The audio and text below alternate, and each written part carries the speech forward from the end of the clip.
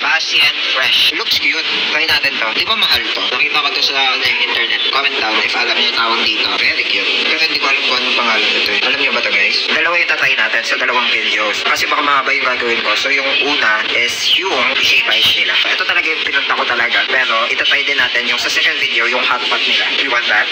No, this is mine. Doon yung dalawang nagmamanage ng store. Lapit tayo. Sir, you fall. What the hell? Si manager, what the hell? Then yung isa, supervisor, this is so good. Ang good, this is so good, no? Ano kasi to? Ito, alam ko to eh. Poodle to eh. Ito, alam ko si manager, what the hell? Kasi so nice. He likes me. Oh no. Tapos this is so good kasi pakakagat niya ako eh.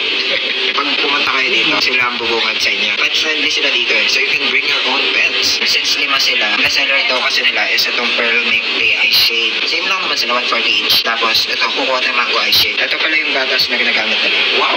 At dito niya nilalagay.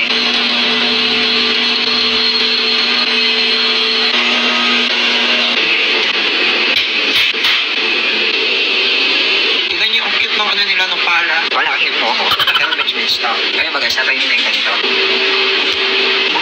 This is so good. Matamis siya. Para siya milk tea. Kaya milk tea. Tapos may mga blended siya. Oh my gosh. Very refreshing. Summer pa naman. Wow. No? May magko-comment na naman dyan. Si Kuya Mitch, lagi na ako kumakain masasarap. Of course. Masarap ako eh.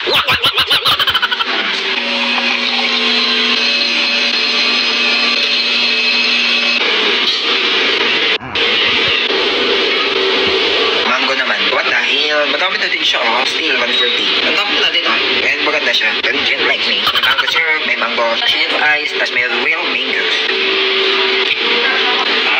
I think I prefer this more than dun sa milk tea. Parang tayo yung milk tea, masarap yung milk tea. Di ba naman yung pagpipilian nila? So you can choose if ano gusto mo. Pero worth the try, mango.